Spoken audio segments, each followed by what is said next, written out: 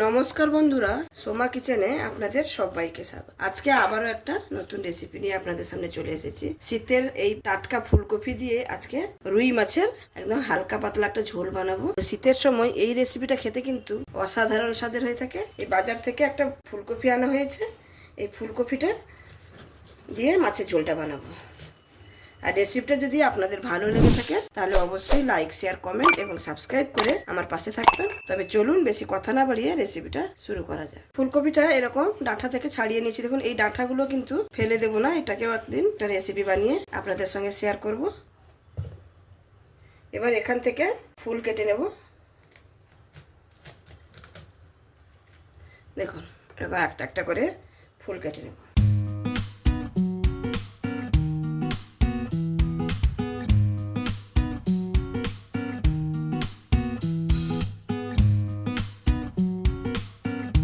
আমি যতটা ফুল লাগবে ততটা নিয়ে নিয়েছি, আর বাদ বাকিটা আমি রেখে দেবো, অন্য কোনো রেসিপি বাড়িতে হয়ে যাবে। ফুলগুলোকে তো একটা একটা করে কেটে নিয়েছি। এবার এগুলোকে দু টুকরো করে নেব, দিয়ে জলের মধ্যে দিয়ে দেব। এই নতুন শীতের এই নতুন ফুলকপি আর নতুন আলু দিয়ে এই রুই মাছের ঝোল যদি বানানো যায়, সত্যিকারে অসাধারণ স্বাদের হয়ে থাকে। আর আমি তো মনে করি যে শীতের সময় এটা একটা স্পেশাল রেসিপি, প্রত্যেকের বাড়িতেই কিন্তু হয়ে থাকে, আর সবাই কিন্তু এটা খেতেও ভালোবাসে। তো আজকে আমি কিভাবে বানাবো সেটাই আজকে করে দেখাবো। ফুলকপিগুলো সব কেটে নিয়েছি। এটা একটা ছোট আছে, এটাকে আর কাটছি না, বেশি ছোট করে দিলে তরকারিতে আবার ভেঙে যাবে। এবার নিয়ে নেব নতুন আলু। আর নতুন আলু তো ছাড়ানো সব থেকে ইজি। একটু এরকম ছুরির সাহায্যে ঘষে ঘষে দিলে উপরের পাতলা খোসাটা কিন্তু উঠে যাবে। ভালো করে খোসা ছাড়িয়ে নিয়েছি। এবার আলুটাকে চৌকো চৌকো করে কেটে নেব।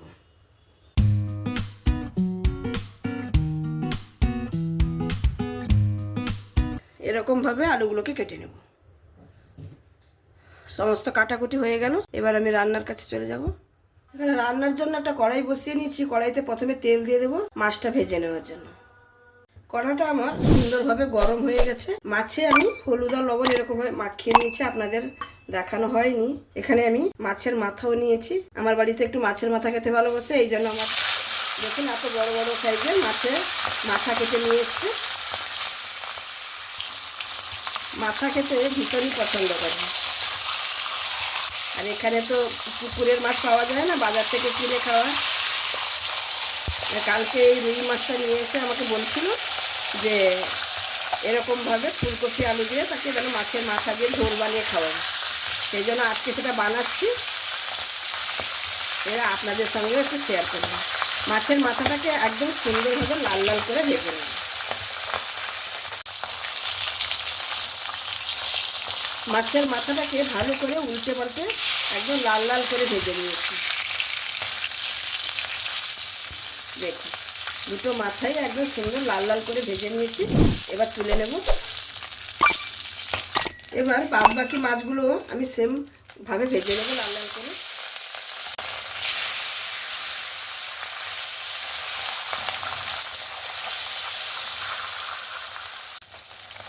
এই মাছগুলো আমার সুন্দরভাবে ভেজে নেওয়া হয়ে গেল। এবার আমি তুলে নেব। ওই তেলের মধ্যেই ফুলকপি আলুগুলো ভেজে নেব। সামান্য একটু লবণ আর একটু হলুদ।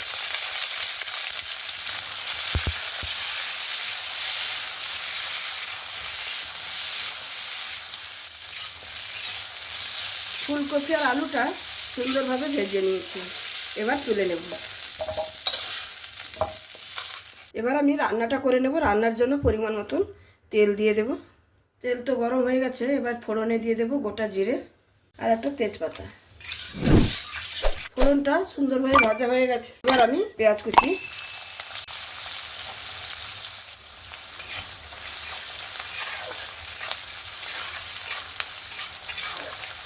পেঁয়াজটাকে সুন্দরভাবে লাল লাল করে একদম ভেজে নেব। পেঁয়াজটা সুন্দরভাবে ভেজে নিয়েছি। এবার দিয়ে দেব একটা কেটে রাখা টমেটো, তার সঙ্গে দিয়ে দেবো 4টা চেরা কাঁচা লঙ্কা।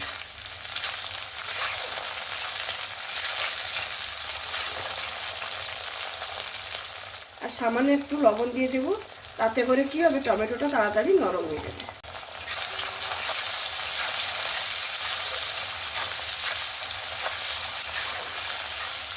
পেঁয়াজ আর টমেটোটা ভালোভাবে ভাজা হয়ে গেছে। এবার আমি এখানে দিয়ে দেব বেটে রাখা রসুন আর দিয়ে দেব আদা। একই সঙ্গে দিয়ে দেব পরিমাণ মতন হলুদ, পরিমাণ মতন ঝাল লঙ্কার গুঁড়ো। ঝালটা যে যার পছন্দ মতন, যে যেরকম ঝাল খেতে ভালোবাসবেন সেরকমই দেবেন। আর দিয়ে দেবো ভালো কালারের জন্য একটু কাশ্মীরি লঙ্কার গুঁড়ো। দিয়ে আবারও মশলাটাকে ভালো করে কষিয়ে নেব।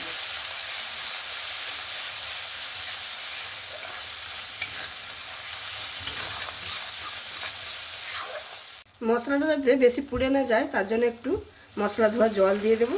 এরকম মশলা ধোয়া জল দিয়ে ভালো করে মশলাটাকে কষিয়ে নেব যতক্ষণ না আদা রসুনের কাঁচা গন্ধটা যাচ্ছে।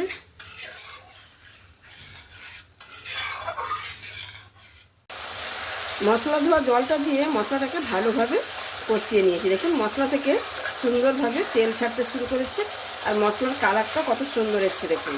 এবার আমি ভেজে রাখা ফুলকপি আর আলুগুলো দিয়ে দেবো।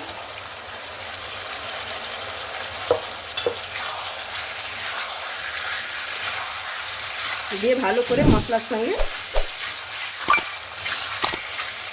মিক্স করে নেব। মিক্স করে নেওয়ার পরে আমি ঢাকনা দিয়ে 2 মিনিটের মতন ঢেকে দেবো, যাতে ফুলকপি আর আলুর মধ্যে মশলার ফ্লেভারটা যায় আর খাওয়ার সময় কিন্তু অসম্ভব স্বাদের লাগবে। 2 মিনিট হয়ে গেছে, এবার আমি ঢাকনাটা খুলে নিচ্ছি।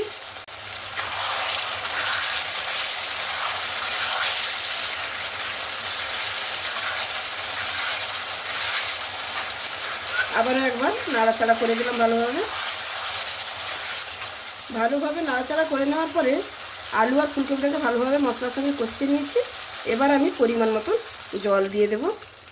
আপনারা এখানে যে যার পছন্দ মতন জলটা ব্যবহার করে নেবেন। আমি এখানে একটু পাতলা ঝোল ঝোল করব, সেই জন্য একটু জলের পরিমাণটা আমি একটু বেশি দিলাম। আর এখানে অবশ্যই লবণটা চেক করে নেব। আমি এখানে তরকারিতে লবণ দিতেই ভুলে গেছি, না চাখলে কিন্তু মিষ্টি হয়ে যেত। এখানেই দিয়ে দিচ্ছি পরিমাণ মতন লবণ। লবণটা দিয়ে ভালো করে নাড়াচাড়া করে নিলাম। এবার তরকারিতে যতক্ষণ না একটা ফুট আসছে ততক্ষণ কিন্তু অপেক্ষা করব। তরকারিতে দেখুন সুন্দরভাবে ফুট চলে এসছে। এবার আমি ভেজে রাখা মাছগুলো দিয়ে দেব। প্রথমে মাথাগুলো দিয়ে দেব।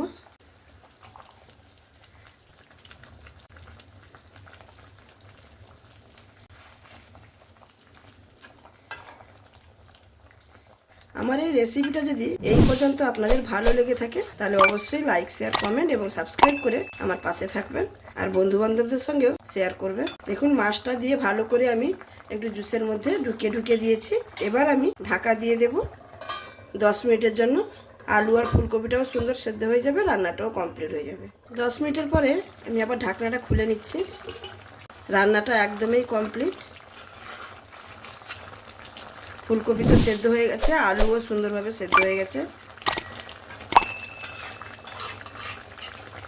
এখানে নামানোর আগে একটু গরম মশলা গুঁড়ো দিয়ে দেব। এটা কিন্তু ঘরে তৈরি করা গরম মশলা। আর তার সঙ্গে দিয়ে দেব ধনে পাতা।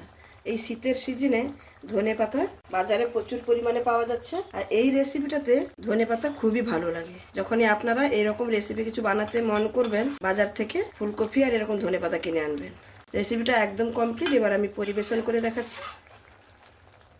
তাহলে বন্ধুরা দেখতেই পেলেন আমার এই ফুলকপি আর রুই মাছ দিয়ে এই পাতলা ঝোলের রেসিপিটা। দেখতে দেখুন কতটা সুন্দর হয়েছে আর দুপুরে গরম ভাতের সঙ্গে খেতে কিন্তু অসাধারণ স্বাদের হয়ে থাকে। এই শীতের দুপুরে এরকম ভাবে রুই মাছ দিয়ে নতুন ফুলকপি আর নতুন আলু দিয়ে এরকম ঝোল বানিয়ে খেয়ে দেখবেন কতটা সুন্দর লাগে। একটা রেসিপি থাকলেই কিন্তু পুরো ভাতটাই খাওয়া হয়ে যাবে। তাহলে আমার এই রেসিপিটা যদি আপনাদের ভালো লেগে থাকে তাহলে অবশ্যই লাইক, শেয়ার, কমেন্ট এবং সাবস্ক্রাইব করে আমার পাশে থাকবেন। যে সকল বন্ধুরা অলরেডি সাবস্ক্রাইব করে আমার পাশে আছেন তাদেরকে অসংখ্য ধন্যবাদ। আর যারা এখনো সাবস্ক্রাইব করেননি প্লিজ বন্ধুরা সাবস্ক্রাইব করে আমার পাশে থাকুন। আমি যখনও কোনো নতুন রেসিপি আপলোড করব আপনাদের কাছে সঙ্গে সঙ্গে পৌঁছে যাবে। তাহলে আজকে এখানেই শেষ করছি। আবার দেখা হবে অন্য কোনো দিন অন্য কোনো রেসিপির সঙ্গে। আর ভিডিওটা ট্রাই করবেন আর কমেন্ট করে আমাকে জানাবেন অবশ্যই। ধন্যবাদ।